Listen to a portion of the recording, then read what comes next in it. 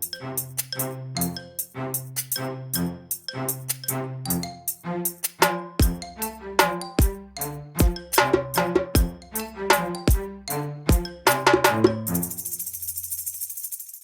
warm welcome back to the Information Security Stack together with me, Daniel Gustafsson and Kim Hindart. Hubba. We are back after Christmas and New Year's and I'm not going to call it we had an illness. You had a manly cold essentially over Christmas, and now that passed, so finally you have your voice back so we can start recording again. But I do hope that everyone that listens to this, that you had an awesome holiday and are in good spirits and good health. So today we are going to wrap up a thing that we started prior to Christmas and New Year's, when we talked about how to build an application or what goes into dissecting an application. And we promised back then that we were going to discuss how to operate an application. So that's where we are today. So today we have the episode called How to Ops an App. And you taught me the other day, Kim, that ops apparently now is a word. Do explain. Yes. Now, it comes from operations. And as you can imagine, we have talked about this. Anything digital. In order for that to be consumed in a manner, it needs some place to be processed as well. Because digital today, that's just big, huge numbers of ones and zeros and nothing else. Big, huge ones and zeros. But they are in a certain structure. So from an really amazing part is actually that I think it's quite amazing that if I want to watch a YouTube video, it's a big, huge digital blob, a bunch of ones and zeros. If I want to write an email, that's also a big, huge blob with a bunch of ones and zeros. But amazingly, a computer can separate this and know that this bunch of ones and zeros is a video file and should be presented like this, and this is an email and should be presented like this. Of course, there's a lot of software handling this as well. But if we go back to the basics, pure, very basic stuff, anything digital needs to be processed, needs to be handled by a central processing unit, a CPU.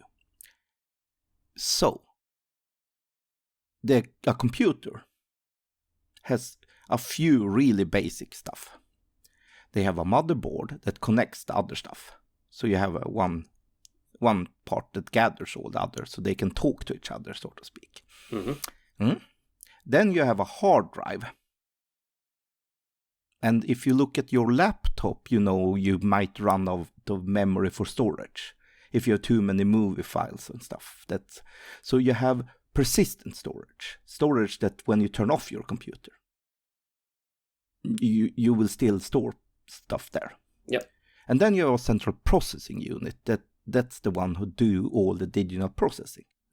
That's today, in a modern scenario, just a bunch of transistors gathered really tightly together, insanely tightly together. It's pretty much down to atom level compacting of a transistor right now, which is also quite amazing in itself, but still.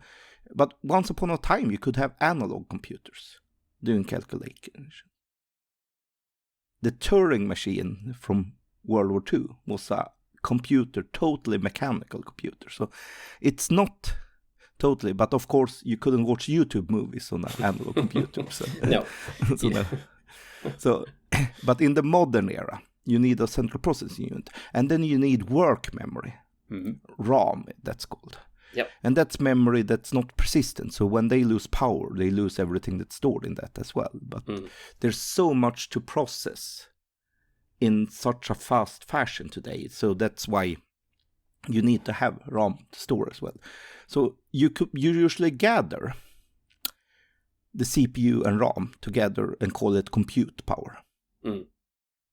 Any digital processing needs some compute power. They need some persistent storage. And for working properly today, they need networking. So you have a network card with either, this port for this internet cable that you have at home or a Wi-Fi. Yep. But both are networking, so both is a way of networking. Or you can have a cellular chip, like in your cell phones. that provides you also. So yeah, so that's that's the thing. So okay, and then you have this hardware, and any people who have a computer knows. Yep. Fixing and piffing with your computer demands some work. It is. It's for not it to easy. work properly. Yeah, it's not something. easy. So now you have your hardware. You still need to place it somewhere. You still need to have power supply to it. And if you look at a home computer, for instance, you need to connect the internet cord in some way, or have an internet Wi-Fi work somewhere. Otherwise, it won't have a connection. And then, from a computer perspective, of course, you need to have some type of interfaces, human interfaces. That's what we call it. So you need to get input to the computer and tell them what you want it to do. Because a computer today, it's crazy Swiss Army knife. It can do anything. That's what I mean. Anything from editing Word files, to sending email, to watching videos, to watching TV, to, yeah. I mean, you use your home computer for a lot of stuff today. Oh, not yeah, just for one sure. thing. So, but that's why you have it. So the normal part is, how do you do input? Yeah, you as a human, we need a keyboard, a mouse or trackpad, or even a touchscreen today. Yeah. Mind you not. But I mean, a touchscreen is just one way instead of a mouse and keyboard. Or a trackpad, but still it's the same fashion. You need to provide input somewhere. Yeah. And I mean, let's be honest, you and me use a mouse and keyboard. Most modern type of utilities and systems today have some sort of touch interface. Even your car has a touch interface these days, right? Everything is touch. Yeah. But to your point, it's the same thing. You provide some input. Yeah. And then the computer will provide some output. And one very common output, of course, today is watching videos. So you need a screen and speakers. Yep. So those are typical outputs. And and how to handle everything. What should be persistently stored? How should things be processed? This runs through a bunch of different systems. So each little computer needs an operating system. Our operating system is the software that actually makes the computer work from that one. So it's pretty amazing today, because you have a computer in your pocket with your phone. You have a computer on your wrist with your watch. Yep. You have a computer in your TV today. Rest assured, you have plenty of computers in your car. Oh, for sure. And you can buy a Raspberry Pi. And for you who doesn't know what Raspberry Pi is, go and Google Raspberry Pi, and you will see this single chip, this single card with everything mounted on it. That's a fully working computer you can buy for €30. Yeah, roughly 30-40 euro. You get a fully functional computer in your pocket, essentially. It's yay big. It's like a matchbox, essentially. It's amazingly impressive.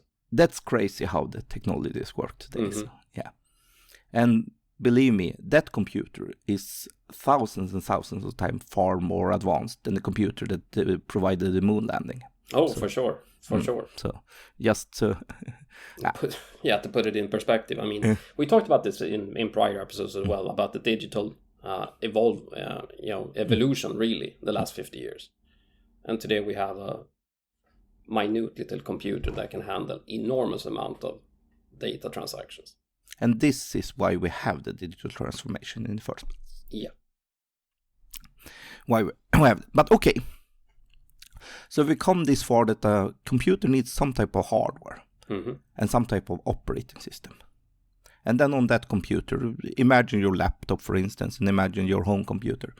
You install a bunch of applications to run and work and do different stuff, like watching video, writing email, chatting with friends and stuff. But from a corporate perspective, some time ago, brilliant, smart people realized that instead of everyone needing to install a specific application, imagine that I want to watch Netflix. Then I have to download and install the Netflix application. And then the Netflix application connects to the Netflix servers. These are a bunch of computers that don't have a screen and keyboard directly connected to them, because they are meant just for other computers to connect to them. So the computer you work with at home that have a screen and keyboard, that's usually called a client computer. And then they want to connect to a server that provides some type of service, like a streaming service, to look at Netflix. Yeah? Okay. So say now you want to play Netflix. Instead of Netflix saying, like you do on your phone, download our application. Some brilliant individual came with this idea that why not have a application that works for everyone pre-installed, called a browser. So instead of needing to make sure that everyone installs your application and keep that updated and remind people, please update your application here and do this, and you have 65 applications like you have on your phone where you have 900 different applications and everyone says, please update me, please update me, please update me. You can make sure that everyone has a browser. Yep. And then they can open a page too. And then you build a web application that's meant to be handled in a browser. So if you go to your computer at home and want to watch Netflix, you open Chrome, for instance. Probably Google Chrome. That's the most used browser. Yeah, the most utilized. Some have Internet Explorer or Microsoft Edge Firefox or Safari or Firefox. But most use Google Chrome. And then you go to the Netflix webpage, and then you can watch Netflix from there. Yeah. So, and especially if you watch on YouTube, you will for sure probably be in a browser where you go to YouTube and see this. And that's the amazing part, because then everyone has the client application already installed. And you can just build the service that you want to produce directly on servers. And why is this good? Yeah, because then instead of being concerned about all your viewers, millions and millions of clients out there, how are they installed? What update do they have? You can just bother one centralized thing. And that's why on servers, you don't want to install a lot of different applications. No. And why is that? Well, they will start getting conflicts with each other, won't they? It's very, very common that they might end up in conflict with each other. Because when you have your client computer, think of your personal computer. You want to have a single user, but plenty of different use cases. Yep. I am the only one using my computer, or the immediate family or something. But it's not 60 people at the same time. No. From all over the world. It's just a very limited amount of people, and it's seldom more than one that use that at the same time. No. So you might have a lot of application up at the same time, but imagine this: if you and me would share a computer and edit Word at the same time, that would cause a lot of conflicts, and not to mention. To imagine security if we didn't even know each other. No, exactly. I would be able to read your Word documents and you would be able to read mine if we worked in the same Word app at the same time. But yeah, so that's why client computers, single individual, but multiple applications. On a server, however, that's very different. Lots of individuals want to connect to that and see, because it would be pretty ridiculous of having one solely dedicated Netflix server for only one viewer. Yeah, one server per user. Highly inefficient, wouldn't it be, right? That wouldn't scale very well. No.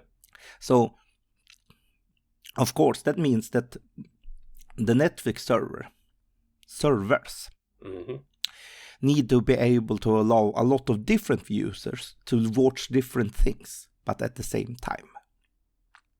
So a server, that means one single computer that handles one thing, but provides that to a lot of different people. Yes. Instead. So for this to work well, you usually install a lot of different servers doing different stuff. One is, for instance, what we mentioned, the front end, where people interface. One can be a database that they need to store data. One can be just provide a lot of storage. Imagine if you want to be Netflix, you have a lot of movie files. Yep. So this is thing. So there's usually a lot of different servers for different use. And these are usually hanged on what's called racks.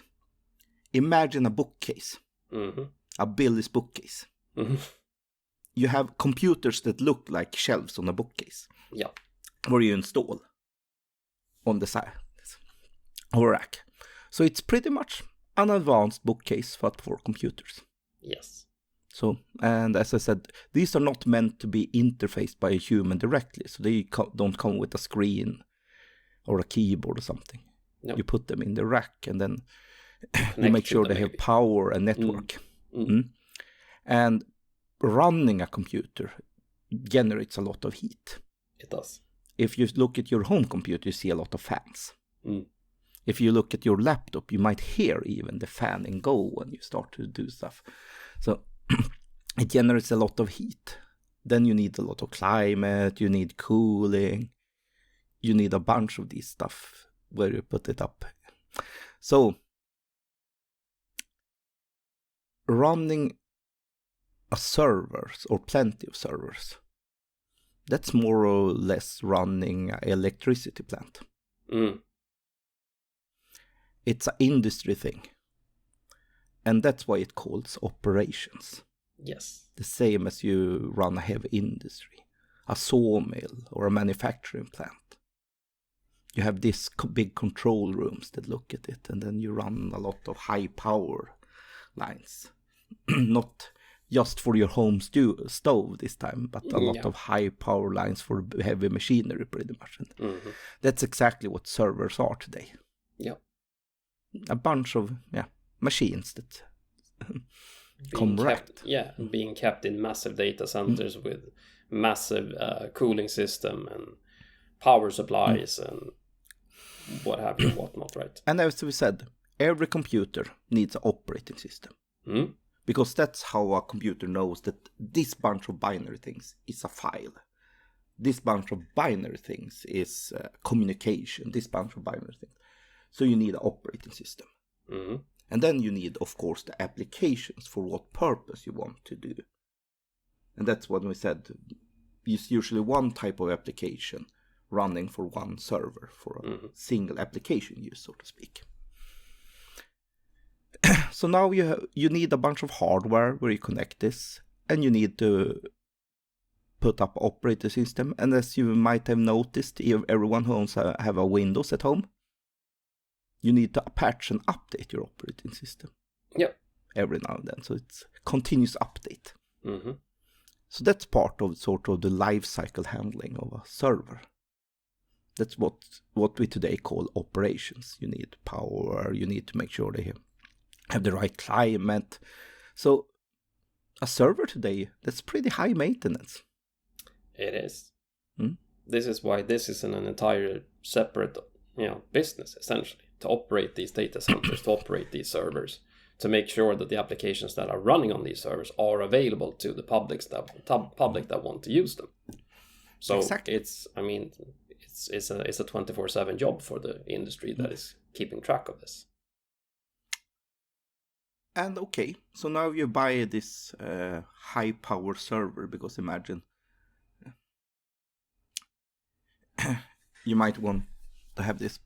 Then some brilliant person once upon a time came up with this idea of virtualization.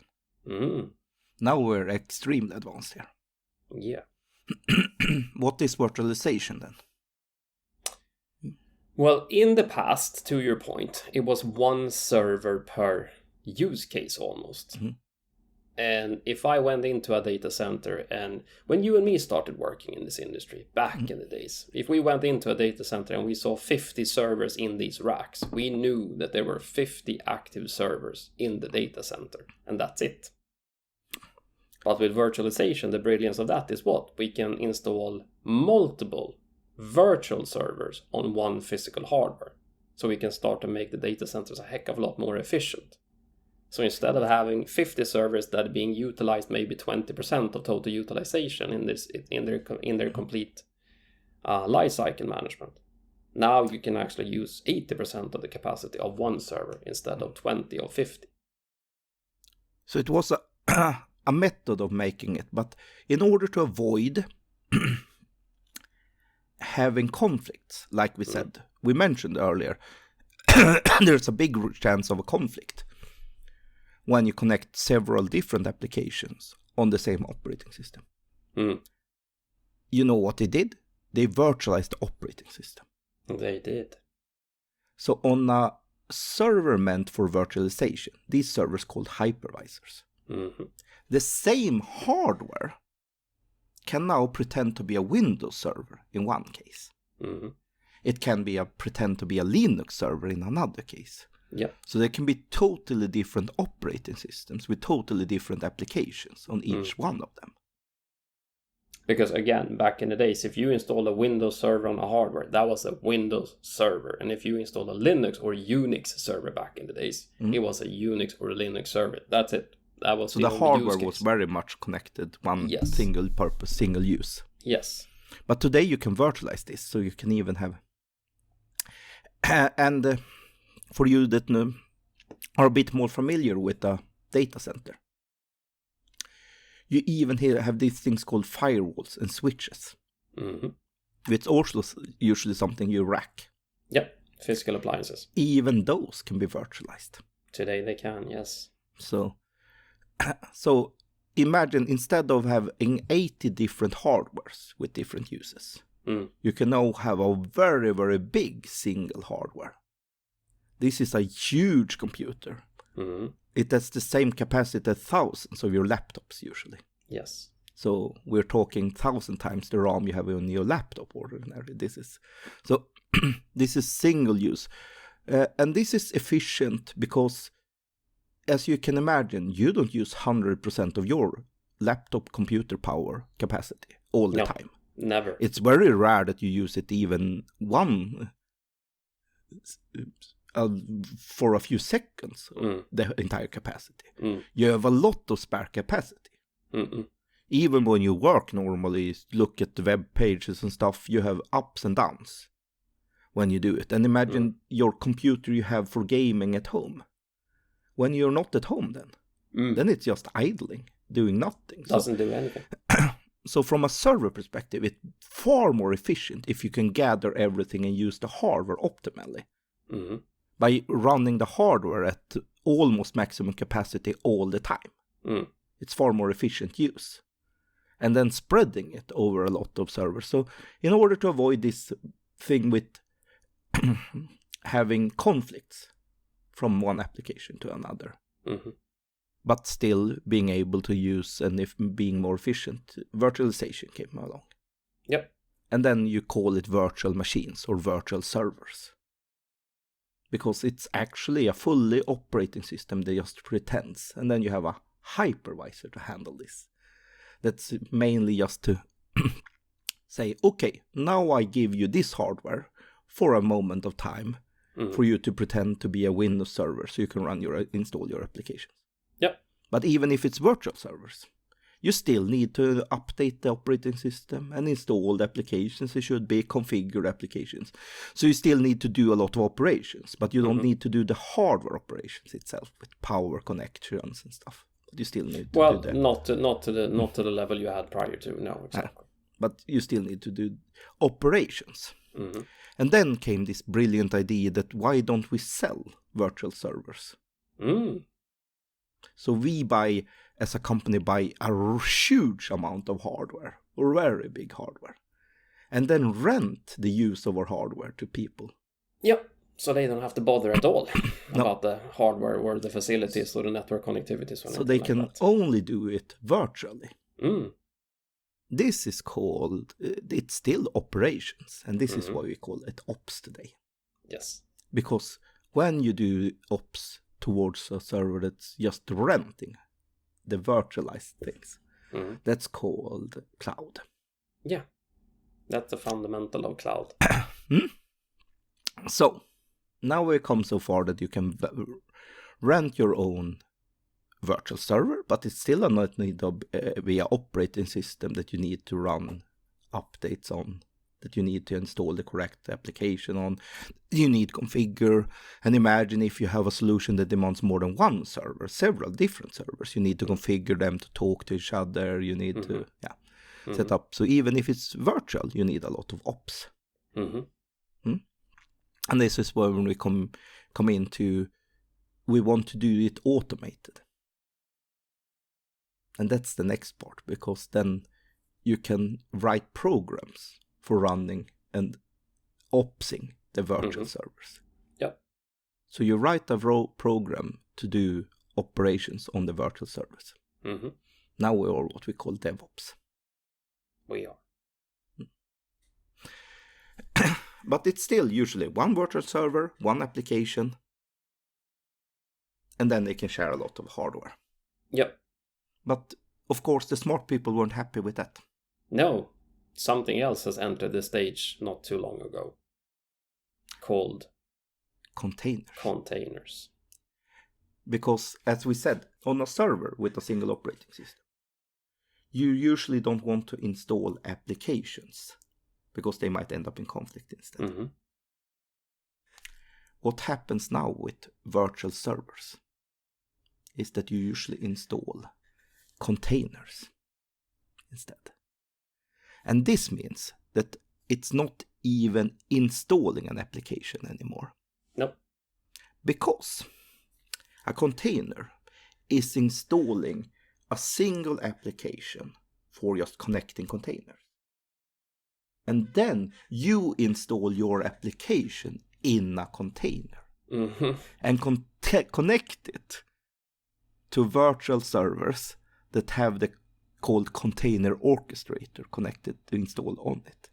So what you do as a developer is you build a container image and then send that container image to a virtual server that has a container orchestrator that can run containers. And this means that it's even one additional step of efficiency, because you can run several containers on one virtual server. And each and every one of the containers can contain an application. Independently from each other.